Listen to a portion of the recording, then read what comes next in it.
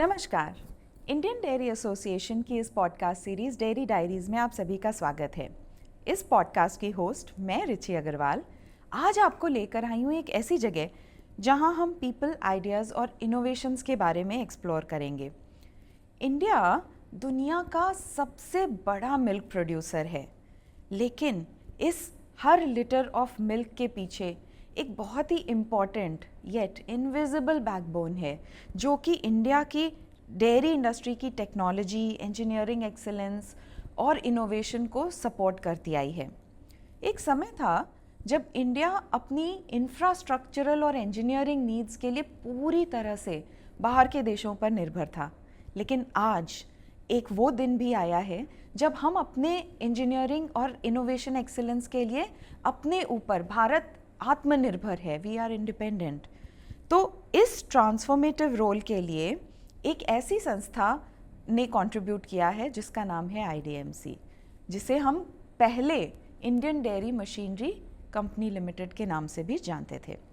Shri R.K. Malik जो कि executive director हैं IDMC लिमिटेड के, उनसे बात कर रही हूँ। Welcome sir. नमस्कार। मलिक सर ने 3 डेकेड्स अपने दिए हैं इस इंडस्ट्री को और इस ऑर्गेनाइजेशन को, और वो एक डेयरी टेक्नोलॉजिस्ट हैं और उन्होंने इस डेयरी इंजीनियरिंग के एवोल्यूशन में अपना योगदान भरपूर तरह से दिया है। तो चलिए हम मलिक सर से पूछते हैं कि सर, जब 1978 में IDMC एस्टैब्लिश हुआ था, तब भारत की डेयरी इंफ्रास्ट्रक्चर की क्या रियलिटी थी, किस विजन से इसको हमने एस्टैब्लिश किया था? बहुत अच्छा क्वेश्चन पूछा मैडम आपने। 1978 में जब IDMC की स्थापना हुई, उसके पीछे डॉक्टर वर्गीस कुरियन की एक बहुत बड़ी सोच थी जी। ऑपरेशन फ्लड के प्रोग्राम के दौरान एम्फेसिस था मिल्क प्रोडक्शन बढ़ाने का। जब मिल्क प्रोडक्शन बढ़ा तो उसको प्रोसेस करने की क्षमता हमारे देश में नहीं थी, जो उस समय का सबसे बड़ा एक चैलेंज माना था। उस समय क्योंकि प्रोसेसिंग कैपेसिटी बढ़ानी थी और इक्विपमेंट मैन्युफैक्चरिंग कैपेबिलिटी इंडिया में नहीं थी, एक छोटे से छोटा इक्विपमेंट भी इंपोर्ट किया जाता था। मैं बात करूं अगर एक छोटे से टैंक की भी, जो कंपनीज लाइक सिल्केबॉग, डेनमार्क वगैरह से इंपोर्ट करते थे। डॉक्टर कुरियन ने उस समय सोचा कि हमारे को अपनी एक कंपनी, एक ऐसी एक्सटेंडेड आर्म एक एस्टेब्लिश करने की ज़रूरत है, इंजीनियरिंग आर्म, जो हमारे को इस पर सपोर्ट कर सके। और उनकी सोच के कारण ही IDMC, Indian dairy machinery company का जन्म हुआ। एंड वो खाली एक extended arm, engineering arm NDDB थी। जो भी प्रोजेक्ट NDDB एग्जीक्यूशन में लेती थी, उसके जो इक्विपमेंट की रिक्वायरमेंट थी वो इन हाउस यहाँ बनाए जाते थे और उनको फिर स्थापित किया जाता था, इंस्टॉल करके कमीशन किया जाता था। तो 1978 से हमारी जर्नी शुरू हुई और 1992 में 100% owned company IDMC, Indian dairy machinery company, उस समय NDDB की सब्सिडरी बनी। वाओ, अच्छा, इंटरेस्टिंग। और मैंने ये सुना है कि IDMC जो है वो सिर्फ डेयरी मशीनरी इक्विपमेंट नहीं बनाते हैं और भी बहुत सारी चीज़ें बनाते हैं, थोड़ा हमें उसके बारे में भी बताइए। हाँ बिल्कुल मैडम, ये ऑपरेशन फ्लड जब अपने अंतिम चरण में था, मैं बात करूँ 1997-98 ईयर की, इंडियन डेयरी मशीनरी कंपनी, हमने सोचा कि हमारे को इमीडिएट किसी फील्ड में डाइवर्ट करना पड़ेगा, डाइवर्सिफाई करना पड़ेगा। तो इमीडिएट फील्ड जो हमने देखे, जो सिमिलर फील्ड्स थे जिसमें सिमिलर इक्विपमेंट की रिक्वायरमेंट होती है, सिमिलर सैनिटरी कंडीशंस और हाइजीनिक कंडीशंस इक्विपमेंट की रिक्वायरमेंट होती है, वो एक बेवरेज के थे और फार्मास्यूटिकल के थे। तो हमने सोचा कि हमारे को उस फील्ड में डाइवर्सिफाई करना पड़ेगा और हमने डाइवर्सिफाई किया।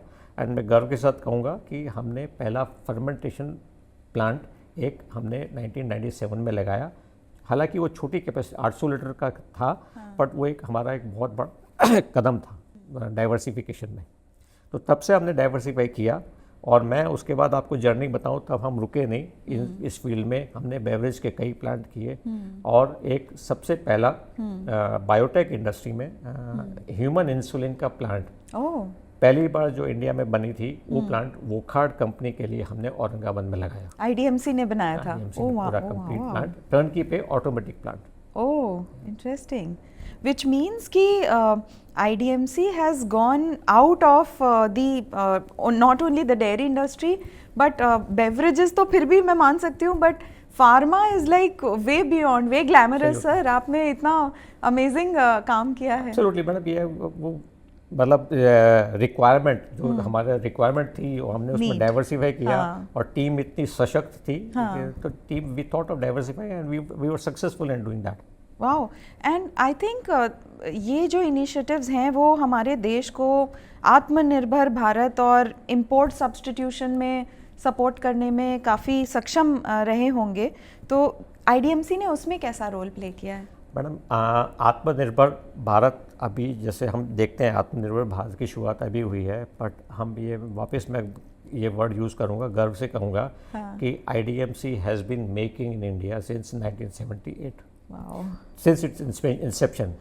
बट उसके बाद भी लाइक कई ऐसे हम जैसे कुछ प्रोजेक्ट कर रहे हैं उसमें कुछ इक्विपमेंट इंपोर्ट करने पड़ते थे. राइट. हमने सोचा कि हमको इनके इंपोर्ट सब्स्टिट्यूट इंडिया में बनाने हैं. इमीडिएट प्रोडक्ट अगर हम देखें तो जैसे UHT स्टेरिलाइजर की हमने इनोवेशन करके R&D टीम ने डेवलप किया.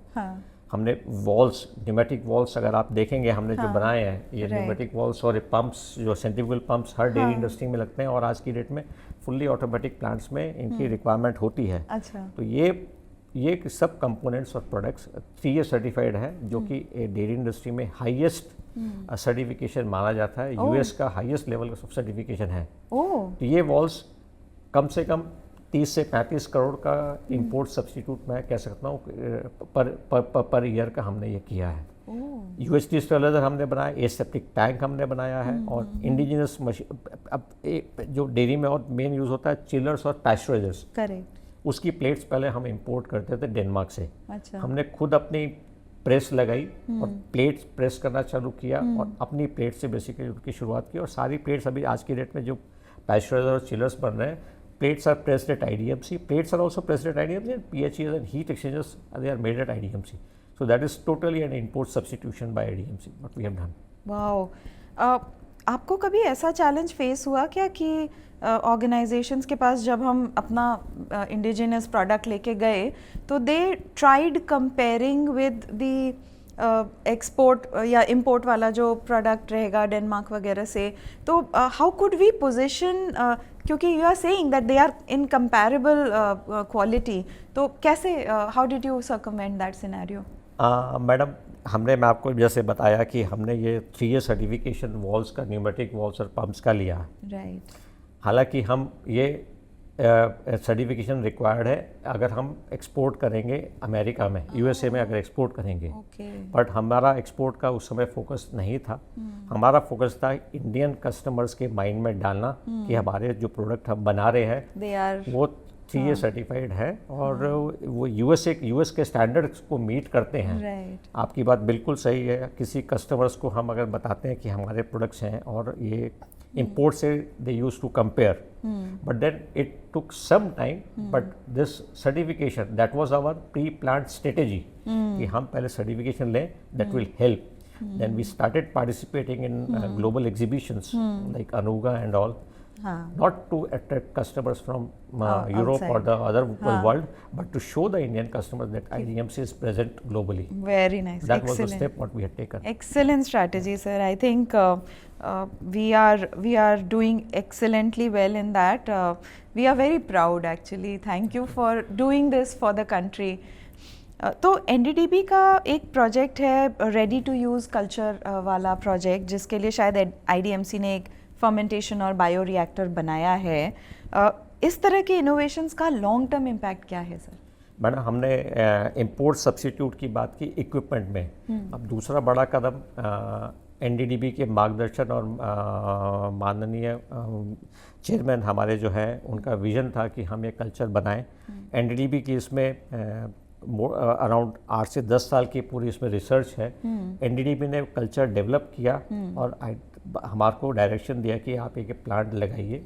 हमने उनके मार्गदर्शन में उनके टेक्निकल एक्सपर्टीज़ के साथ में मिलके हमने ये ready to use freeze dried culture का प्लांट लगाया, जो अपने आप में एक फ्रीज ड्राइड इंपोर्ट सब्स्टिट्यूट है.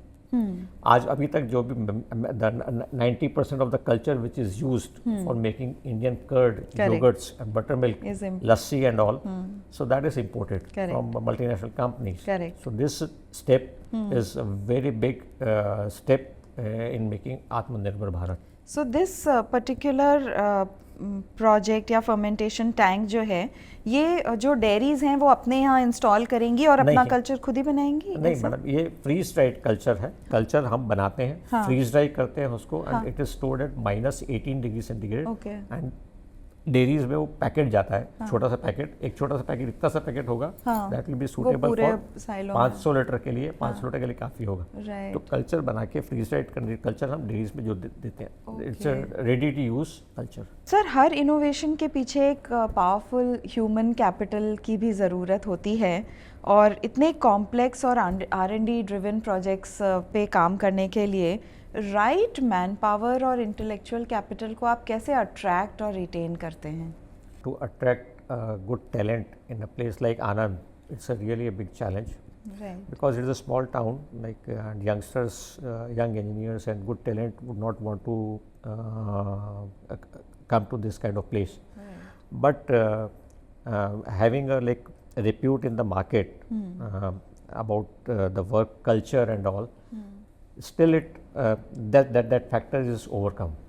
And generally the trend is basically mainly we get the young engineers from the colleges, good reputed colleges, and we expect that they stay at least for 3 to 5 years, at least 5 years they will stay here. And they stay, but some of them around 20-25% they even stay longer, and they develop themselves, and then they start developing the team. And that's a culture what IDMC has been having, and there's a lot of freedom given to her engineers को काफ़ी freedom है learn करने की and अपनी team को develop करने की। और आज इसका नतीजा ये है कि हमारे पास एक strong any given point of time we have different category of people, like different tenure of people staying, जिसमें से higher stay जिनका ज़्यादा हो वो थोड़े कम होंगे, but then they keep on training the youngsters who are coming. अब आज ये भी एक बड़े गर्व की बात है कि IDMC जो IDMC में जो इंजीनियर्स हैं वो किसी हम दूसरी कंपनी को अगर देखें, multinational company, similar engineering company को देखें, तो most of the ex IDMC people वहाँ पे हमारे को मिलेंगे। Oh wow, that's a big achievement, like I would say that we have been training people which are serving the similar industry. Correct, absolutely, and I think it's definitely a matter of pride कि हमारे लोग जो हैं वो इतना progress कर रहे हैं, and it's probably not so much about small town. I mean Anand is not a village anymore.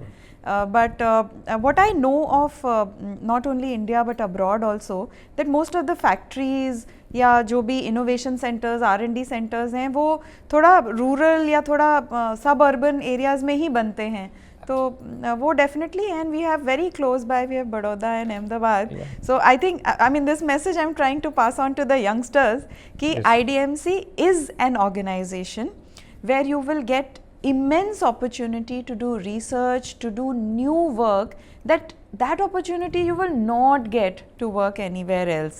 So this is the place to be. That's what I want to. Very correct, absolutely correct. All right.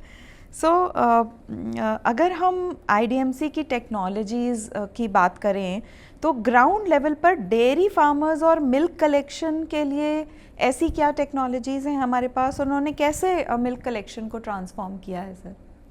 Madam, NDDB का जो हमारे parent organisation है उनका basically विश्वास है circular economy में। और circular economy basically start होती है मिल्क प्रोडक्शन से लेके उसका जो काऊ डंग है उसको हम मीथेन को कैसे रिड्यूस करते हैं। और प्राउडली मैं कह सकता हूँ कि पूरा सर्कुलर इकोनॉमी को कवर करने में IDMC का रोल है। मिल्क फार्मर्स की हम बात करें अगर, तो मिल्किंग मशीन्स जो कि मैक्सिमम इंपोर्ट की जाती थी, और कई लोग इंपोर्ट उसके कंपोनेंट करते थे और यहाँ पे असेंबल करते थे। आज की डेट में IDMC ने हर एक कंपोनेंट मिल्किंग मशीन का खुद डेवलप किया है, अपने खुद के पार्ट्स हम बनाते हैं और अपनी मिल्किंग मशीन बनाते हैं। तो राइट फ्रॉम मिल्किंग मशीन फिर लाइक डिजिटल थॉइंग यूनिट जो आर्टिफिशियल इंसेमिनेशन में सीमेंट को बेसिकली एक पर्टिकुलर 37 डिग्री पे थॉ करके ही एआई का सर्विस दी जाती है, वो यूनिट्स इंपोर्ट होते थे, वो हमने बनाए हैं। तो ये जो चीज़ें हैं जो और काऊ कॉलर टैग्स जिसमें काऊ की हेल्थ के बारे में पता चलता है, वो हम इन हाउस डेवलप कर रहे हैं। कुछ समय में हम वो मार्केट में लेके आ जाएंगे। तो ये मिल्क फार्मर्स की बात हो गई। एंड देन हम अगर बात करें कैटल के फीड की, तो we are into cattle feed. और जो मिल्क प्रोड्यूस होता है उसके लिए जो मिल्क कूलिंग सिस्टम्स हैं, बल्क कूलर्स, राइट आज की डेट में कम से कम 16,000 बल्क कूलर हमने इंडिया में सप्लाई किए हुए हैं। 16,000 and around 40 million litres of milk is chilled every day in IDMC bulk coolers. तो ये हमने फार्मर्स के लिए काफ़ी कुछ किया है इसमें। एक्सेलेंट। पर sir, is this number enough? मतलब we know that India is the largest milk producer in the world, और कुछ फिगर्स जो हमारे पास थे वो ये थे कि एटलीस्ट 245 या 6 मिलियन मेट्रिक टन हम प्रोड्यूस करते हैं पर एनम। तो अगर इस तरह के स्केल को हमको हैंडल करना है, are we equipped well enough या we will need more equipment? What are the numbers that you can share with us for these? जैसे कि आपने सुना होगा कि हमारा बेसिकली आज की डेट में इंडिया 25% ऑफ मिल्क, दुनिया का 25% दूध इंडिया में प्रोड्यूस होता है, जिसको हम 1/4 मिल्क प्रोड्यूस इंडिया में होता है, जिसको हम 1/3 तक ले जाएंगे by 2030। That's a vision of NDDB. Okay. अगर हम वो ध्यान रखें, आज की डेट में जैसे आपने बताया अराउंड 247 मिलियन मेट्रिक टन्स है, which amounts to around approximately 680 million litres of milk per day. 680 million litres of milk approximately, which means around 68 crore liters of milk per day. 68 crore liters of milk per day is produced in India. Let us take a moment to settle that number. Okay. That's so big because and which is 25% of that global milk production. Global. And that's a proud for India, we being Indians. And marketable surplus out of this is 63%, assumed to be 63%, which amounts to around 43 crore liters per day. Correct. And out of this marketable surplus, 32% is handled by organized sector. Oh wow, that's a very big number. Yeah, and which amounts to around 14 crore liters of milk per day. Wow. If we are talking of increase from 1/4 to 1/3. Correct. So that amounts to increase from 14 crore liters to 18 crore liters, approximately 18 crore liters per day. Right. Thereby addition of around 44 million liters of milk per day, milk production and processing capacity. Correct. So this much of at least 44-45 million liters of milk processing capacity has to be increased by the year 2030. Right. And wow. if I tell you today's cost of establishing a plant of 1 million liters per day, the equipment cost, I keep aside the civil cost, right, it is around 300 crores. For 1 million? For 1 million, for 1 million liters per day. If we talk about 44 million liters per day, that would be like to the tune of 13,000 odd crores. Wow. And if I assume the IDMC's contribution to be, I think, 30% of that, that itself would amount to around 4,000 crores. Wow. So 4,000 crores of equipment would be required. And for this 4 lakh liter, for 44 million liters of milk per day, we need a bulk coolers. So which will be approximately around say 16,000 or 18,000 bulk coolers which will be required. Right. So that would, again, considering 50% IDMC share, that would absolutely like amount to around 1,200 or 1,300 crore rupees. Wow. IDMC is fully geared up. We have got 6 manufacturing units, state-of-the-art manufacturing units, one of the best in the country, and I would say in the world also. I have traveled a lot and seen the various factories. So we are geared up, the team is fully geared up to cater to this requirement up to at least for the 2030, and we are on the verge, like we are on the expansion spree. We have been adding, we have been keeping on adding new equipment and new infrastructure every year. So we are fully geared up. Wow. So if I want to compare, जब हम ये कह रहे हैं कि 4000 करोड़ हम आईडीएमसी का share होगा, लेट्स से अगर यही इक्विपमेंट हम इंपोर्ट करते तो उसकी कॉस्ट कितनी हो जाती सर? मैडम कम से कम उसकी कॉस्ट 35 to 40% एक्स्ट्रा होती है। So around I can say that around 5.5 से 6,000 के बीच, करोड़ के बीच में उसकी कॉस्ट होगी।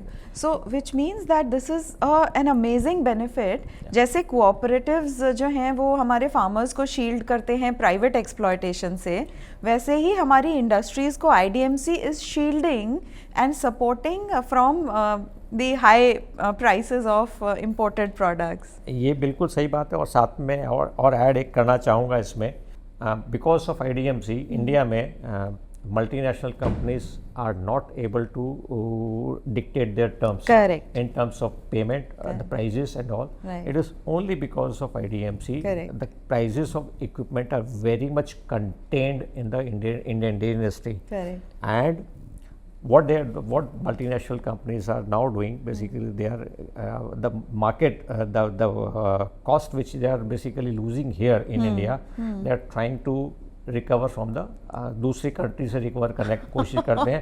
बट मैडम हम यहीं रुकने वाले नहीं हैं। हम अभी एक प्लांट यूके में हमने एक ऑर्डर लिया है जी। 1 मिलियन लीटर्स पर डे का। करेक्ट। हम एक वो प्लांट लगा रहे हैं। हाँ। और उस प्लांट में मैं आपको बताऊंगा, नाम नहीं लूँगा कंपनी का, पर उस प्लांट की कॉस्ट हमारी कॉस्ट से डबल थी, मल्टीनेशनल कंपनी की। ओके। अब उनका हम सबके, हमारे जो वेल विशर्स हैं उनकी हम विशेस के, we will be able to establish IDMC in the global market as well. Amazing, amazing. In fact, my next question was that only. तो लंदन तो आपने बता दिया सर, लेकिन वाराणसी में भी आपने एक state of the art plant लगाया है, और वो प्रोजेक्ट भी बेंचमार्क प्रोजेक्ट माना जाता है, multi product. Please share more about that. Varanasi madam मैं बिल्कुल कहना चाहूँगा कि वाराणसी हमारे माननीय प्रधानमंत्री की कंस्टिट्यूंसी है जी। और उसमें हमने रिकॉर्ड टाइम 12 महीने के अंदर एक 5 लाख लीटर प्रतिदिन की क्षमता वाला प्लांट पूरा कंप्लीट टर्नकी पे एक्सेप्ट सिविल, मतलब पूरा हमने लगाया है। राइट। उस प्लांट में इंडिजिनस प्रोडक्ट्स लाइक मिठाई का एक 10 टन का प्लांट है। और आपको जानकर खुशी होगी, काशी विश्वनाथ का प्रसाद है जी। उस प्लांट में बन के वहाँ पे जाता है। Oh my God, this is mind blowing. Amazing, amazing. So IDMC ने इतने अच्छे अच्छे प्रोडक्ट्स या इक्विपमेंट्स ऑफरिंग्स बनाए हैं, और आपने बोला कि आप लोग जो अनुगा फूड टेक और इस तरह के एग्जिबिशंस हैं उसमें भी पार्टिसिपेट करते हैं। एक्सपोर्ट पोटेंशियल कितना है? Because there are a lot of developing countries, बहुत कुछ हो सकता है। बिल्कुल सही है मैडम। हम फोकस कर रहे हैं नियर बाय कंट्रीज़ का, और साथ में यूरोप को भी हम एज अ गुड मार्केट देख रहे हैं जी। हमने नेदरलैंड में अभी एक प्लांट, हम घी का, क्योंकि इंडियन कम्युनिटी है जो उनको इंडिजिनस प्रोडक्ट्स की रिक्वायरमेंट है, पनीर का, घी का और एक खोआ का प्लांट हम अभी नेदरलैंड में भी लगाएंगे। अमेजिंग। बेल्जियम में हमारा एक डिस्कशन चालू है। स्पेन में कल हमारे एक customer These are the countries who used to give us the equipment. Now we are supplying. We are going to supply the equipment. Amazing. The plants to them. Oh my God, it feels so proud. Thank you for doing this, sir. It really feels very proud. तो आपने sir circular economy और sustainability की भी बात करी, and मेरी जानकारी में है कि आप लोगों ने रेफ्रिजरेशन, बायोगैस, रीसाइक्लेबल मैन्युफैक्चरिंग में भी बहुत काम किया है, तो उसके विषय में थोड़ा। NADB के मार्गदर्शन में हमने वाराणसी में ही एक बायोगैस का प्लांट लगाया है जी। और जो बायोगैस वहाँ से बनती है, गोबर पूरा कलेक्ट होता है गाँव से, वो किसानों को शायद 1 रुपया पर किलो का गोबर की कॉस्ट देते हैं, एंड वो गोबर आता है, उससे बायोगैस बनती है, और वो जो बायोगैस बनती है उससे डेयरी का बॉयलर चलता है। राइट। उसके डेयरी के वाराणसी की जो डेयरी है, दूध संघ है, उसका डेयरी प्लांट है that runs on the biogas generated in the biogas plant. Correct. But उसके साथ में जो बाय प्रोडक्ट है उसका मैन्योर, और that is an organic manure, और that is a biggest advantage आज की डेट में। अगर हम बात करें कि इंडिया में कहा जाता था कि India is basically like a largest milk producer, but it produces there's a lot of methane because Correct. cow dung. तो वो उसको भी टेक करने के लिए we have like in the direction given by the NDDB, we have been working on that, and that will keep a full stop on that. My God. And I think we've been taking care of everything, all kinds of need जो इस industry, because dairy value chain is a very special value chain. Her segment में IDMC का contribution रहा है, procurement element में, production में, processing में, marketing में. I think everywhere there is an element of IDMC which is really showing and shining. So it's very interesting, and I really wish कि we are able to take some of these equipments very soon to some other developing nations also, which will be really interesting to see. So आने वाले 10 सालों में IDMC का सपना क्या है? भारत को कैसे हम ग्लोबल डेयरी इंजीनियरिंग के एक्सपर्ट के रूप में पोजीशन कर सकेंगे?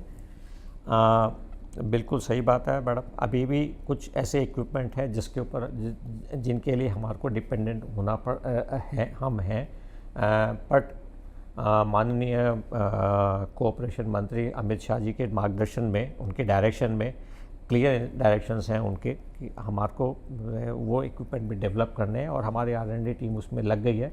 एंड बाय ये एक विकसित भारत की दिशा में एक बहुत बड़ा कदम होगा जब 100% पूरा कंप्लीट इक्विपमेंट हम खुद बनाएंगे IDMC में। And team has started working on that, and we have been working, and we will do the come out with a good equipment also very soon. Okay. So sir, ये तो हुई थोड़ी सी IDMC की बात, लेकिन आपके personal journey के बारे में अगर मैं ये पूछूं कि आपने 3 डेकेड्स यानी 3 दशक दिए हैं इस इंडस्ट्री को, इस ऑर्गेनाइजेशन को, तो इस जर्नी में आपका सबसे प्राउड या इमोशनल मोमेंट कब रहा है?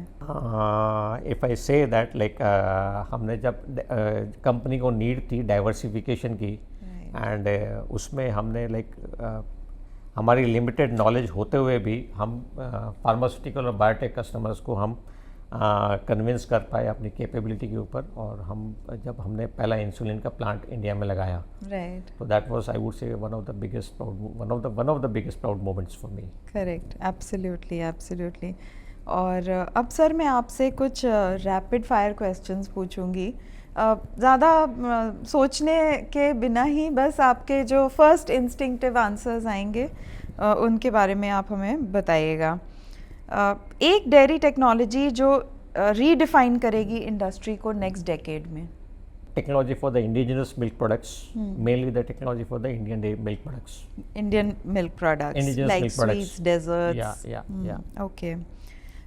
इम्पोर्ट सब्स्टिट्यूशन या ग्लोबल कोलैबोरेशन, बिगर ग्रोथ किससे आएगी? Obviously import substitution madam, and that we have been working on that. Okay. Future dairy plant fully automated या human tech hybrid? It will be fully automatic because they will be more energy efficient. Okay. One IDMC innovation that is closest to your heart? Development of UHT, sterilizer, aseptic tank, and large capacity fermenter, we made and we exported to Oman for 200,000 liters fermenter with a 350 kilowatt motor, and which we imported to a country like Oman for making penicillin. Oh wow. Okay. Anand, it's a workplace या emotion for you? Emotionally workplace. Emotional workplace. Okay. All right. So you are a dairy technologist, huh? Dairy technologist बनना passion था या destiny? It was, I would say destiny, but I am very happy on that. Okay. Tough project के बाद stress buster क्या होता है? Glass of milk. Glass of milk. Amazing. One book, mentor या life lesson that shaped you? A book by Dr. Kurian, I Too Had a Dream. that really shaped me. Oh, I'm getting goosebumps. I think that's mine too. One leadership value which you will never compromise on. Integrity. I think this is something that I've seen across the board, not only in NDDB and allied institutions, but dairy industry में, federation में, across the board. This is something that has been that is imbibed by the parent organization, madam. That is Correct. imbibed. Correct. तो अगर आप dairy engineer नहीं होते तो आप क्या कर रहे होते? Never thought of that. Okay, alright. और आईडीएमसी अगर एक इंसान होता तो उसकी पर्सनालिटी कैसी होती? Like me. Very nice. So India की डेयरी जर्नी सिर्फ प्रोडक्शन या ग्रोथ की कहानी नहीं है. Technology, research excellence, committed intellectual capital की कहानी है. और आईडीएमसी जैसे इंस्टीट्यूशंस इस थॉट प्रोसेस को शेप कर रहे हैं. हमें याद दिलाते हैं कि आत्मनिर्भर भारत सिर्फ मशीन से ही नहीं, विजनरी लोगों और रिसर्च ड्रिवन इकोसिस्टम से बनता है.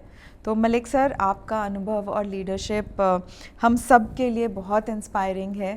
Thank you so much for taking out time and speaking to us.